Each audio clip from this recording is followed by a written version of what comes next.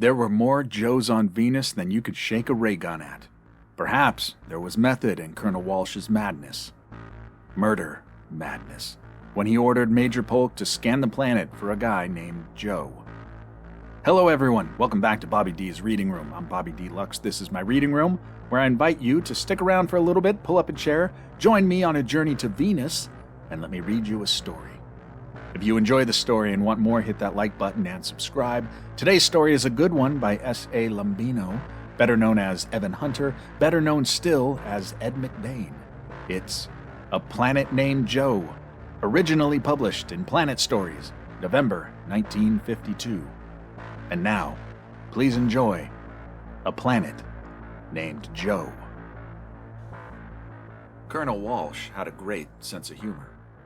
I hated his guts ever since we went through the academy together, but he had a great sense of humor. For example, he could have chosen a second Louis for the job on Venus. He might have even picked a captain.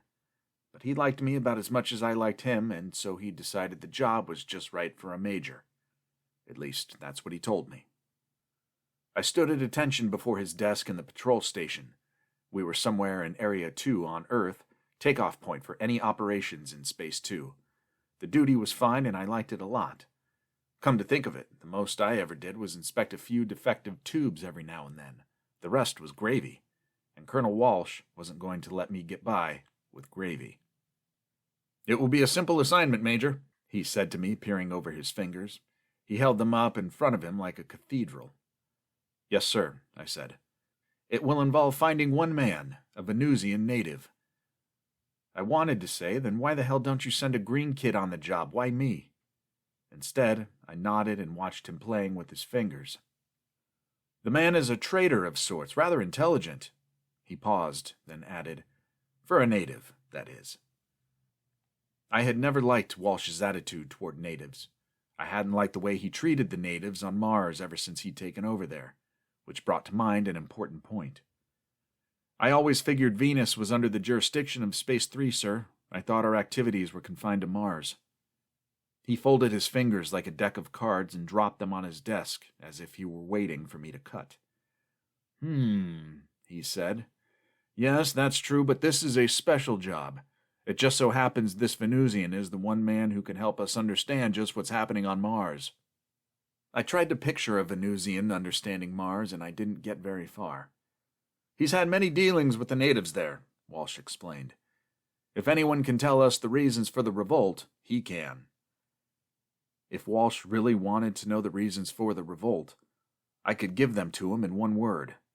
Walsh. I had to laugh at the way he called it, revolt. It had been going on for 6 months now, and we'd lost at least 1,000 men from Space 2. Revolt. "And this man is on Venus now?" I asked for confirmation. I'd never been to Venus, being in Space 2 ever since I'd left the moon run. It was just like Walsh to ship me off to a strange place. "Yes, Major," he said. "This man is on Venus." At the academy, he had called me Fred. That was before I'd reported him for sleeping on boiler watch. He'd goofed off on a pile of uranium that could have, and almost did, blow the barracks sky high that night. He still thought it was my fault, as if I'd done the wrong thing by reporting him.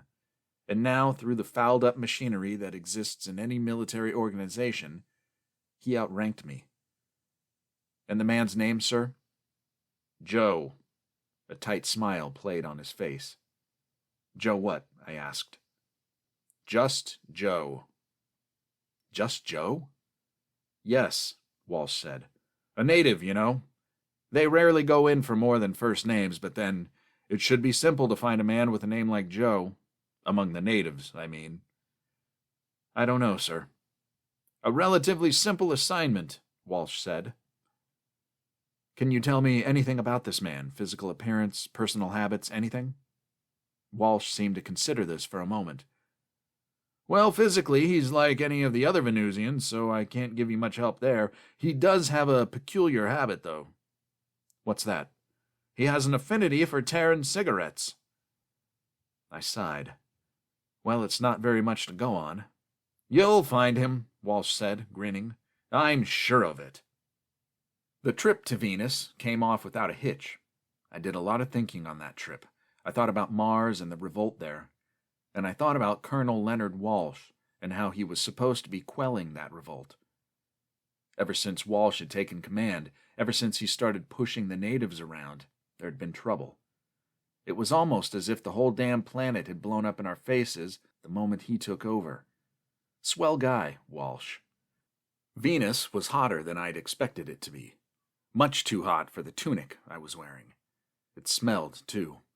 A funny smell I couldn't place, like a mixture of old shoe and aftershave.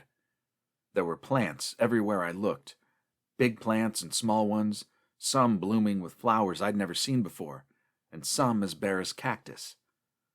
I recognized a blue figure as one of the natives the pilot had told me about. He was tall, looking almost human, except that everything about him was elongated. His features, his muscles, everything seemed to have been stretched like a rubber band. I kept expecting him to pop back to normal. Instead, he flashed a double row of brilliant teeth at me. I wondered if he spoke English. "Hey, boy," I called. He ambled over with long-legged strides that closed the distance between us in seconds. "Call me Joe," he said. I dropped my bags and stared at him. Maybe this was going to be a simple assignment after all. "I sure am glad to see you, Joe." "Same here, Toots," he answered. "The guys back in Space 2 are searching high and low for you," I told him. "You've got the wrong number," he said. And I was a little surprised at his use of Terran idiom. "You are Joe, aren't you? Joe the trader?" "I'm Joe, all right," he said. "Only thing I ever traded, though, was a pocket knife. Got a set of keys for it." "Oh," I said, my voice conveying my disappointment. I sighed and began wondering just how I should go about contacting the Joe I was looking for. My order said I was to report to Captain Branston immediately upon arrival. I figured the hell with Captain Branston, I outranked him anyway, and there wasn't much he could do if I decided to stop for a drink first. "Where's the officers' club?" I asked the Venusian. "Are you buying information, or are you just curious?" "Can you take me there?" I asked. "Sure thing, Toots." He picked up my bags and started walking up a heavily overgrown path. We'd probably walked for about 10 minutes when he dropped my bags and said, "There it is." The officers' club was a plasteel hut with window shields that protected it from the heat of the sun. It didn't look too comfortable, but I really wanted that drink. I reached into my tunic and slipped the native 30 solars. He stared at the credits curiously and then shrugged his shoulders. "Oh well, you're new here. We'll let it go." He took off then while I stared after him, wondering just what he'd meant. Had I tipped him too little? I shrugged and looked over at the officers' club. From the outside, it looked as hot as hell. On the inside, it was about 2 degrees short of that mark. I began to curse Walsh for taking me away from my nice soft job in Space 2. There wasn't much inside the club, a few tables and chairs, a dart game and a bar. Behind the bar, a tall Venusian lounged. I walked over and asked, "What are you serving, pal?" "Call me Joe," he answered. He caught me off balance. "What?" "Joe," he said again. A faint glimmer of understanding began to penetrate my thick skull. "You wouldn't happen to be Joe the trader? The guy who knows all about Mars, would you?" "I never left home," he said simply. "What are you drinking?" That rat. That dirty, filthy, stinking, unprincipled... But then it should be simple to find a man with a name like Joe. Among the natives, I mean. Sure, oh sure, real simple. Walsh was about the lowest, most contemptible... "What are you drinking, pal?" the Venusian asked again. "Skip it," I said. "How do I get to the captain's shack?" "Follow your nose, pal. Can't miss it." I started to pick up my bag as another Venusian entered. He waved at the bartender. "Hello, Joe," he said. "How's it going?" "Not so hot, Joe," the bartender replied. I listened in fascination. Joe, Joe, Joe. So this was Walsh's idea of a great gag. Very funny. Very... "You Major Polk, sweetheart?" the Venusian who'd just come in asked. "Yes," I said, still thinking of Colonel Walsh. "You better get your butt over to the captain's shack," he said. "He's about ready to post you as overdue." "Sure," I said wearily. Will you take my bags, please? Roger, he answered. He picked up the bags and nodded at the bar. So long, Joe, he said to the bartender. See you, Joe, the bartender called back. Captain Branston was a mousy, unimpressive sort of man. He was wearing a tropical tunic, but he still resembled a wilted lily more than he did an officer. Have a seat, Major, he offered.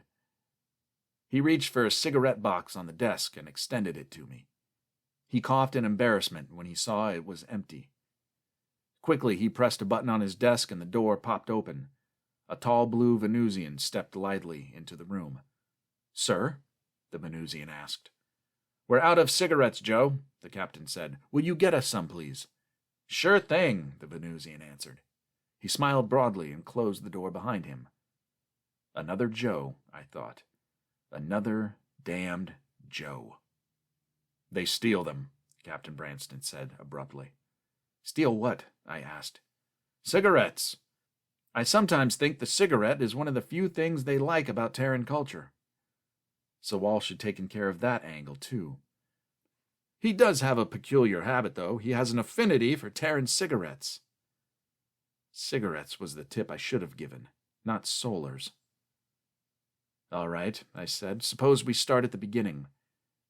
Captain Branston opened his eyes wide. Sir? He asked. What's with all this Joe business? It may be a very original name, but I think its popularity here is a little outstanding. Captain Branston began to chuckle softly. I personally didn't think it was so funny. I tossed him my withering superior officer's gaze and waited for his explanation. I hadn't realized this was your first time on Venus, he said. Is there a local hero named Joe? I asked.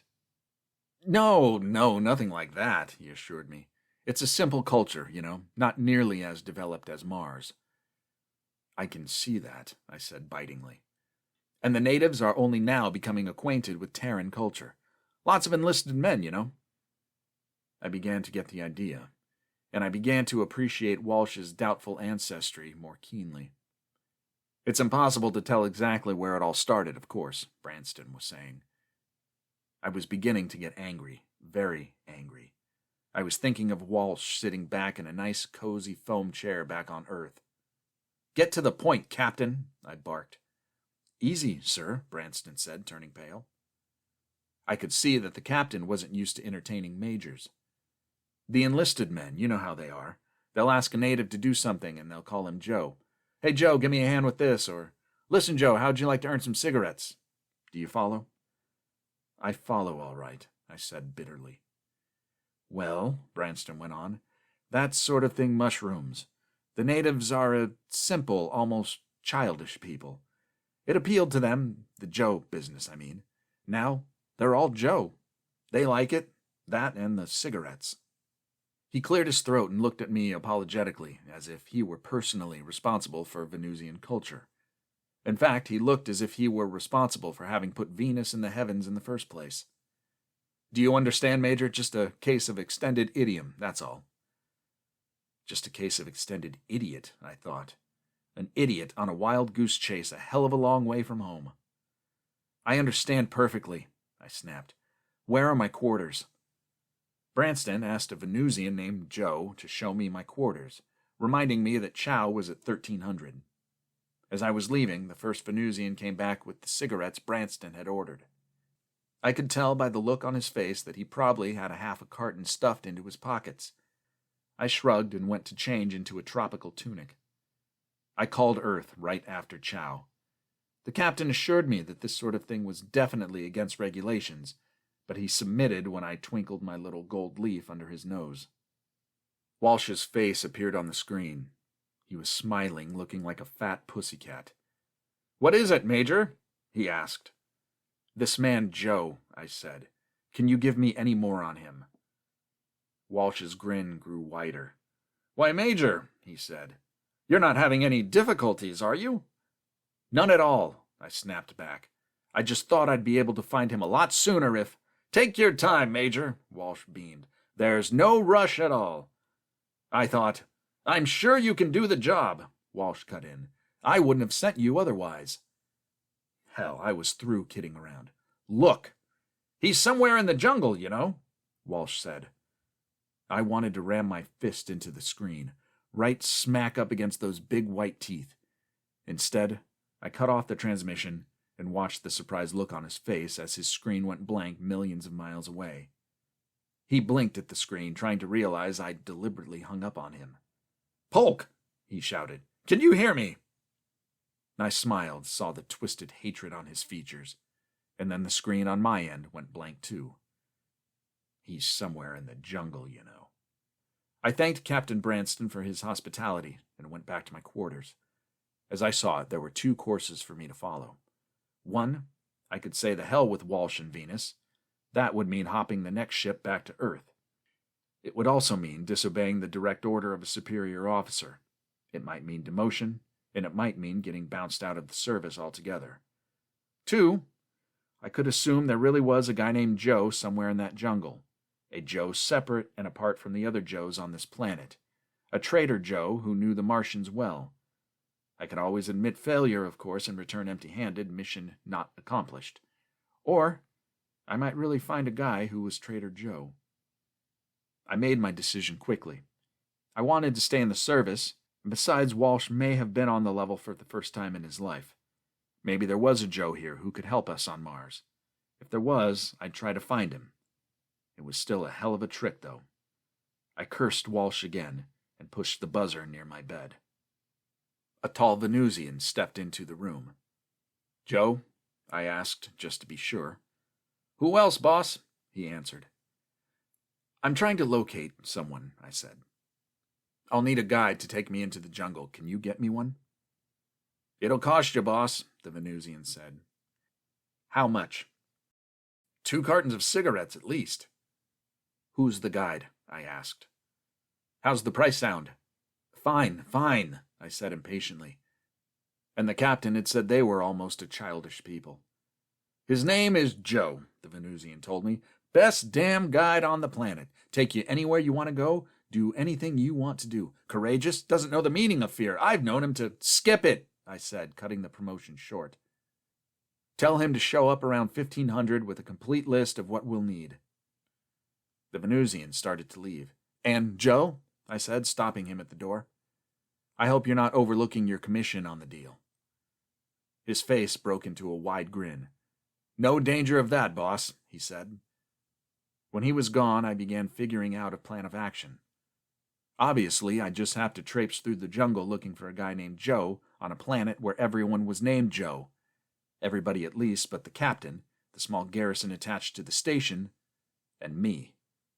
I began wondering why Walsh had gone to so much trouble to get rid of me. The job, as I saw it, would take a hell of a long time. It seemed like a silly thing to do just to get even with a guy for something that happened years ago. He surely must have realized that I'd be back again sooner or later. Maybe he had another little junket all set up for me. Or maybe he didn't expect me to come back. The thought hadn't occurred to me before this, and I began to consider it seriously. Walsh was no good rotten clear through. He was failing at the job of keeping Mars in hand, and he probably realized that a few more mistakes on his part would mean the end of his career with Space 2. I chuckled as I thought of him isolated in some godforsaken place like Space 5 or Space 7. This probably bothered him a lot, too. But what probably bothered him more was the fact that I was next in command. If he were transferred, I'd be in charge of Space 2, and I could understand how much that would appeal to Walsh. I tried to figure the thing out sensibly, tried to weigh his good points against his bad, but it all came back to the same thing. A guy who would deliberately go to sleep on boiler watch with a ton of uranium ready to blast a barracks to smithereens if it wasn't watched, would deliberately do just about anything. Sending me off on a wild goose chase after a character named Joe may have been a gag, but it may have been something a little grimmer than a gag, and I made up my mind to be extremely careful from here on in.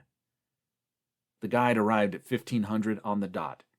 He was tall, elongated, and looked almost like all the other Venusians I'd seen so far. "I understand you need a grade-A guide, sir," he said. "Are you familiar with the jungle?" I asked him. "Born and raised there, sir. Know it like the back of my hand." "Has Joe told you what the payment will be?" "Yes, sir, a carton and a half of cigarettes." I thought about Joe deducting his commission and smiled. "When can we leave?" "Right away, sir. We won't need much, really. I've made a list of supplies, and I can get them in less than an hour. I suggest you wear light clothing, boots, and a hat." "Will I need a weapon?" He looked at me, his eyes faintly amused. "Why? What for, sir?" "Never mind," I said. "What's your name, by the way?" He lifted his eyebrows, and his eyes widened in his narrow face. He was definitely surprised.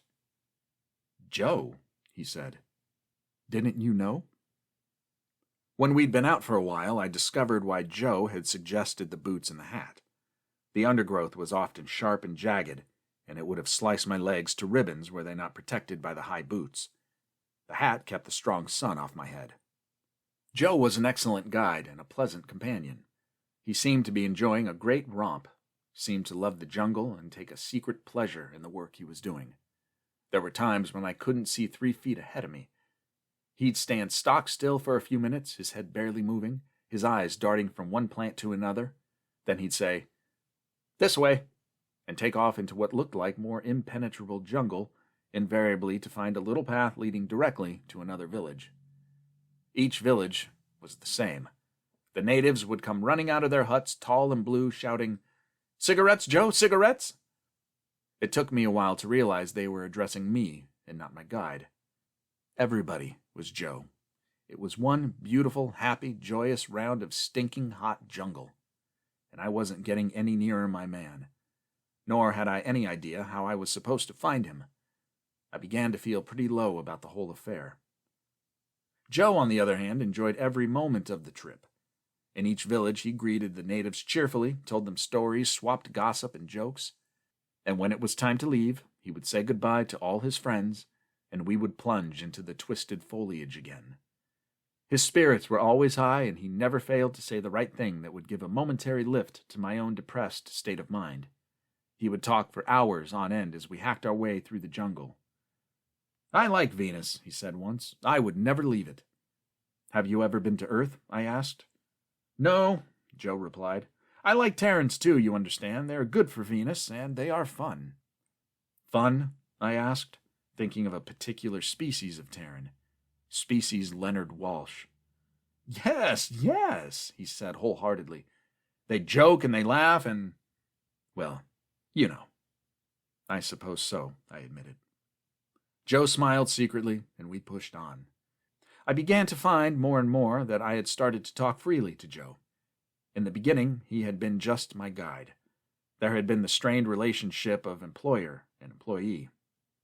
But as the days lengthened into weeks, the formal atmosphere began to crumble. I found myself telling him all about Earth, about the people there, about my decision to attend the academy, the rigid tests, the grind, even the moon run. Joe was a good listener, nodding sympathetically, finding experiences in his own life to parallel my own. As our relationship progressed from a casual one to a definitely friendly one, Joe seemed more enthusiastic than ever to keep up our grinding pace to find what we were looking for. Once we stopped in a clearing to rest. Joe lounged on the matted greenery, his long body stretched out in front of him, the knife gleaming in his belt. I'd seen him slash his way through thick, tangled vines with that knife, his long, muscular arms powerfully slicing through them like strips of silk. "How far are we from the station?" I asked. 3 or 4 Earth weeks, he replied. I sighed wearily.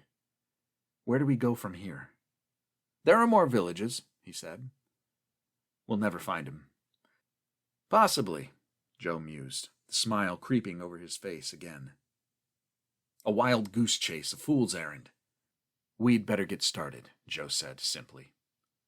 I got to my feet and we started the march again. Joe was still fresh, a brilliant contrast to me, weary and dejected. Somehow I had the same feeling I'd had a long time ago on my 16th birthday. One of my friends had taken me all over the city, finally dropping me off at my own house where the whole gang was gathered for a surprise party. Joe reminded me of that friend. "There's a village ahead," he said, and the grin on his face was large now, his eyes shining. Something was missing here. Natives. There were no natives rushing out to greet us. No cries of "Cigarettes? Cigarettes?" I caught up with Joe. "What's the story?" I whispered. He shrugged knowingly and continued walking.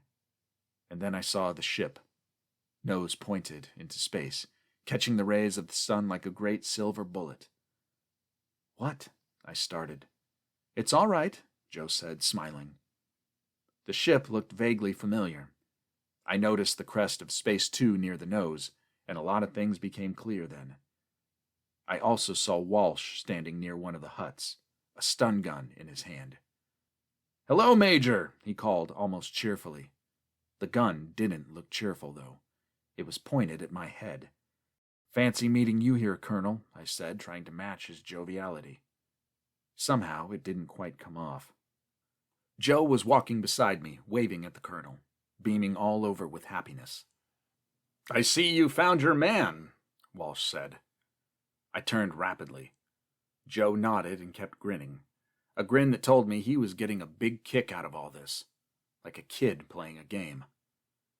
I faced Walsh again. "Okay, what's it all about, pal?" "Colonel," Walsh corrected me. "You mustn't forget to say Colonel, Major." He emphasized my rank and said it with a sort of ruthless finality. I waited. I could see he was just busting to tell me how clever he'd been. Besides, there wasn't much I could do but wait, not with Walsh pointing the stun gun at my middle. "We've come a long way since the academy, haven't we, Major?" "If you mean in miles," I said, looking around at the plants, "we sure have." Walsh grinned a little. "Always the wit," he said dryly. And then the smile faded from his lips, and his eyes took on a hard luster. "I'm going to kill you, you know." He said it as if he were saying, "I think it'll rain tomorrow." Joe almost clapped his hands together with glee. He was really enjoying this, another of those funny Terran games. "You gave me a powerful handicap to overcome," Walsh said. "I suppose I should thank you, really." "You're welcome," I said. "It wasn't easy living down the disgrace you caused me." "It was your own damn fault," I said. "You knew what you were doing when you decided to cork off." Beside me, Joe chuckled a little, enjoying the game immensely. "You didn't have to report me," Walsh said. "No, maybe I should have forgotten all about it. Maybe I should have nudged you and served you orange juice, so you could do it again sometime and maybe blow up the whole damn academy." Walsh was silent for a long time. When he spoke, his voice was barely audible. The heat was oppressive, as if it were concentrated on this little spot in the jungle, focusing all its penetration on a small, unimportant drama. I could hear Joe breathing beside me. "I'm on my way out," Walsh rasped. "Finished, do you understand?" "Good," I said, and I meant it. "This Mars thing, a terrible fix, terrible." Beside me, a slight frown crossed Joe's face. Apparently, he couldn't understand the seriousness of our voices. What happened to the game, the fun? "You brought the Mars business on yourself," I told Walsh. "There was never any trouble before you took command." "The natives!" he practically shouted. They... Joe caught his breath sharply, and I wondered what Walsh was going to say about the natives. Apparently, he'd realized that Joe was a native, or maybe Joe's knife had something to do with it. "What about the natives?" I asked. "Nothing," Walsh said. "Nothing." He was silent for a while. "A man of my caliber," he said then, his face grim. "Dealing with savages." He caught himself again and threw a hasty glance at Joe. The perplexed frown had grown heavier on Joe's face. He looked at the Colonel in puzzlement. Walsh turned from Joe and raised the stun gun. I wondered if he had yet realized that Joe was one of a million Joes scattered all over this planet. That Joe was all the natives on Venus. That Joe was all the natives everywhere throughout the galaxy. I looked at Walsh's eyes. He was a sick man, alone with his thoughts in the middle of a stinking jungle. "I'm on my way out, Major," he said. "But you won't get a chance to succeed where I failed. No, oh no, I'll see to that." "And you had to come all the way to Venus to do it?" "Don't joke," Walsh snapped. "Don't joke, Major. It's not funny. It's not funny at all." "It's pretty sad, I'd say." "You can't afford to say anything," Walsh remarked dryly. "You're going to be dead in a very few minutes." Joe's eyes widened, and I saw indecision cross his features as he tried to understand what had happened to the game. "What'll they say back on Earth when they hear about this?" I asked. "When will they hear about it? 4, 5 months from now? By then my little trip will have been forgotten. Besides, I'm here on a routine check, everyone knows that." "A routine check on Venus. Mars is your territory." "One of my men is up here," Walsh said. "That gives me temporary jurisdiction, at least enough to visit the planet and see how conditions are. Anyway, I'll be home long before Joe here carries your body in." Joe shook his head imperceptibly, but Walsh didn't catch it. "A casualty in the jungle," Walsh continued. "The native will return to the station and explain the accident. I'll be back on Earth long before he reaches there." "Sure," I said. "Nice and simple. You kill me and Joe delivers the news and takes the rap. Good old sucker Joe." "That's about enough out of you," Walsh said. "Go ahead, Colonel," I shouted. "Pull the trigger, then run off and leave Joe to—" "I said that's enough out of you," Walsh shouted. I turned to face Joe. His mouth was drawn across his face in a tight, emotionless line.